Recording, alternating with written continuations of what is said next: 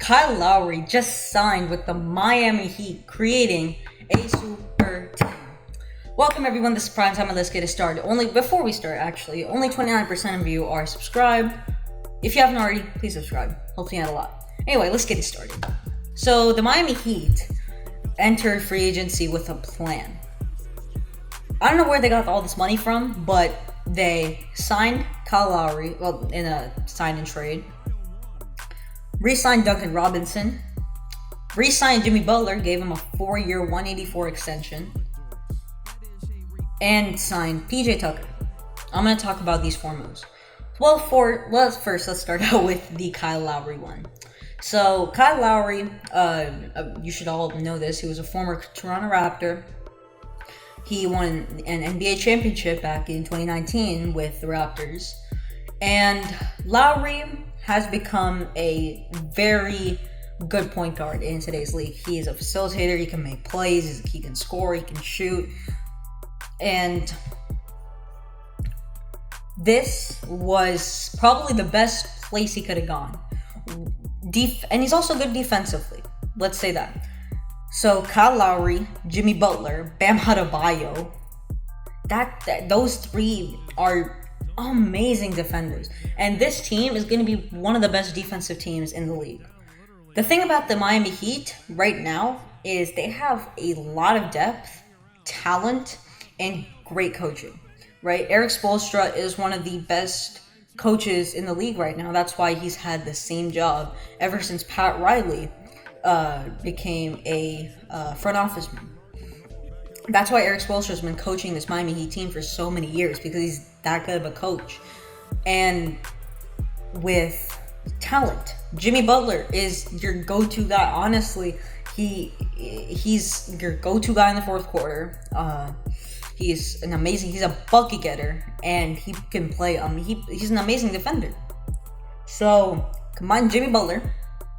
All right, then you take Bam Adebayo, who is a great second option, considering he is a big who doesn't dominate the ball. He can stretch the floor, and he plays great defense.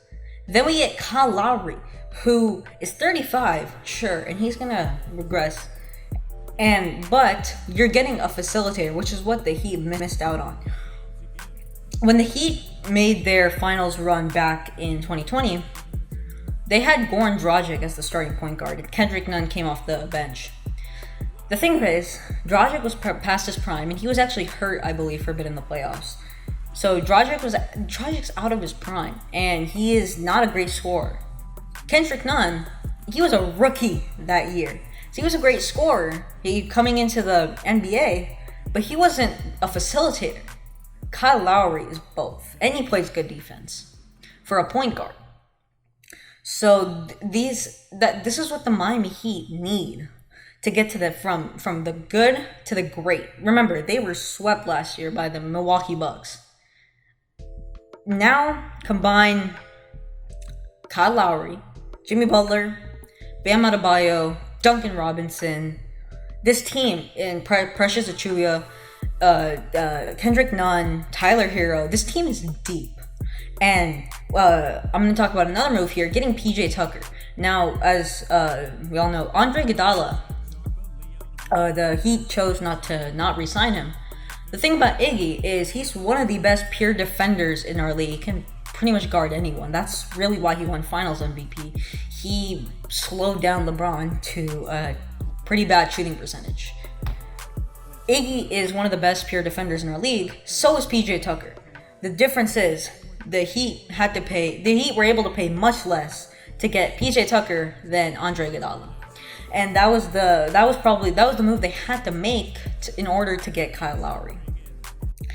It's an amazing move for the Miami Heat, and this gives them the opportunity to contend with the Bucks and possibly the Nets. Definitely the Sixers. Possibly the Nets. Considering their defense is going to be great, and you can get offense out of all of those guys. Duncan Robinson can go off, and he's one of the best three-point specialists in our league. he's gonna be amazing. I'll keep it at that.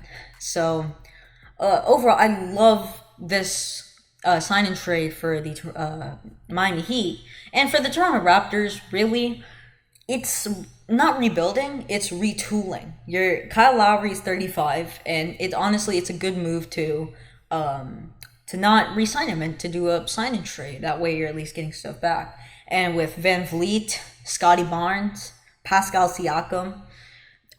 Scotty Barnes is a great defender. He's like a Draymond Green almost.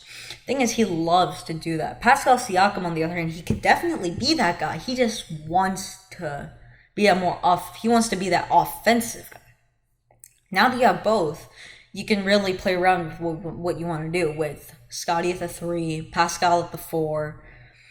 There's a lot of things that the Raptors can do here, and I would say it's a more retooling rather than rebuilding. Thank you all so much for watching. Hope you all had an amazing time, and hope you all enjoyed. Be sure to hit that like button and subscribe, and peace.